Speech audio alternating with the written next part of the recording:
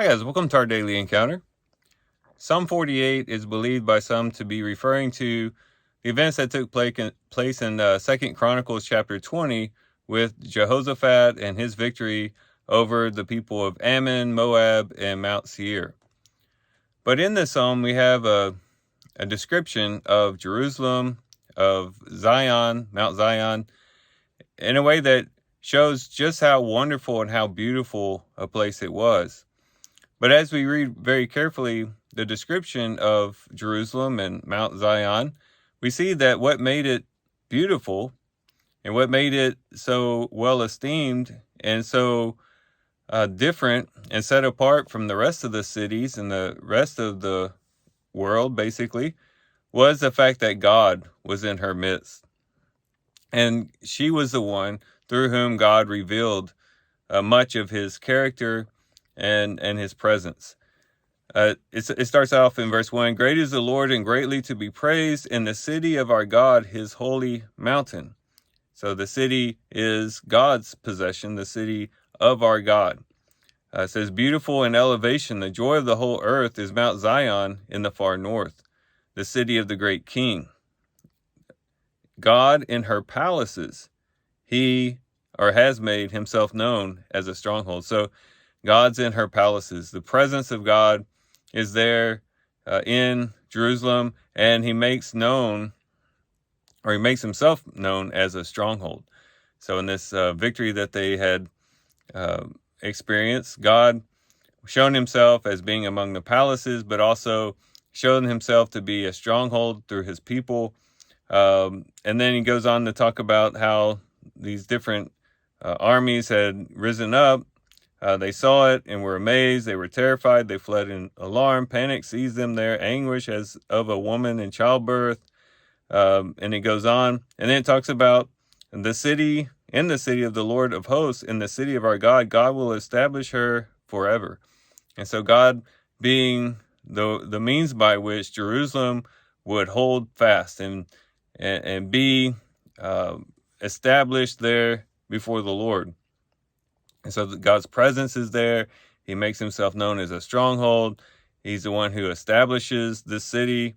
Again, this is all being reflected back on God and showing that God is the means by which this city is special and beautiful.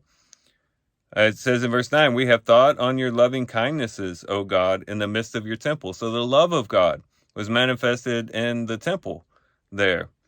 Maybe because of the sacrifices, because of the means by which God has allowed them to be atoned for through the sacrifices. But his love is manifested there in the midst of the temple. In verse 10, as is your name, O God, so is your praise to the ends of the earth. Your right hand is full of righteousness. Let Mount Zion be glad. Let the daughters of Judah rejoice because of your judgments. So God's judgments were manifested in a good way. In accordance with justice, we could say. Walk about Zion and go around her. Count her towers. Consider her ramparts. Go through her palaces, that you may tell it to the next generation. Okay, these are great towers. These are great ramparts. But then he goes on and says in verse 14, for such is God. So once again, it's being tied to God, the glory of Jerusalem, of this city. And it says, for such is God, our God, forever and ever. He will guide us until death.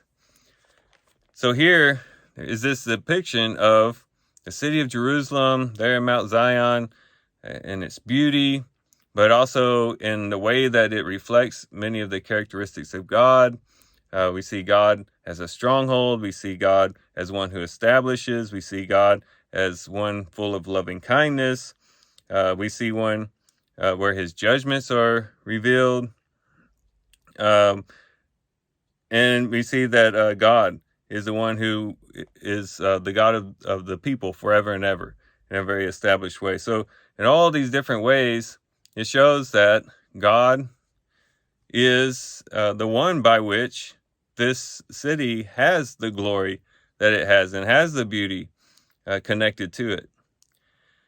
So as we think about this in connection to the church, and we've talked about this time and time again throughout our devotions this year, where he talked about how the city of Jerusalem was really a foreshadow of and a picture of, an illustration, we could say, of the church. And the same things that was said about Jerusalem, in a sense, can be said also of the church. The church is a very beautiful thing. The church is very lovely and beautiful. And there's a lot of glory connected to the church. And if we've got our eyes open and our hearts open to see it, we will see just how glorious and beautiful and wonderful the church is. And as we go to church today, hopefully we can have our eyes, looking for and our hearts adjusted to seeing the beauty of the church. Oftentimes, perhaps we look at the church and we just see people, and we look at each other just according to the flesh.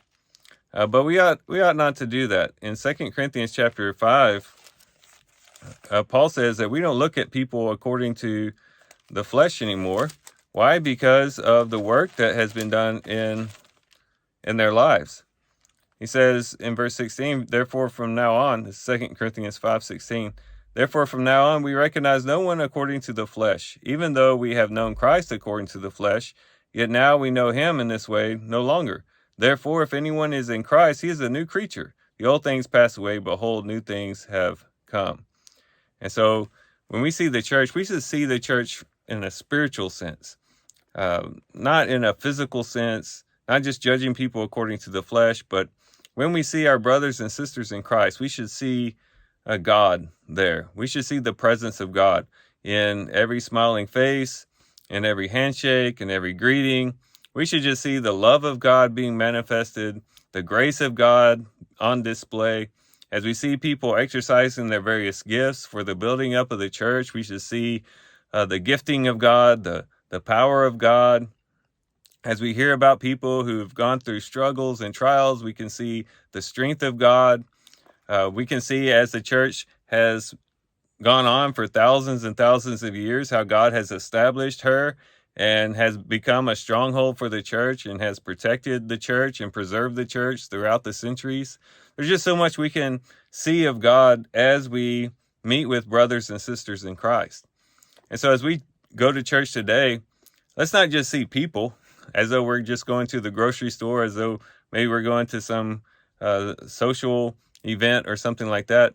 But when we go to church, we should see God. We should see God's works being manifested everywhere that we look, and see that the glory and the beauty and the majesty, the strength, the love of God is there in the church. And that's what makes the church so beautiful. And that's what makes the church so lovely. And that's what should draw us to the church and want to be there to participate in the activities that go on in the church. So these are some things we can reflect on as we go to church today and as we do our reading. I do thank you guys for watching the video today. Hope you guys have a great day. Love you guys. God bless.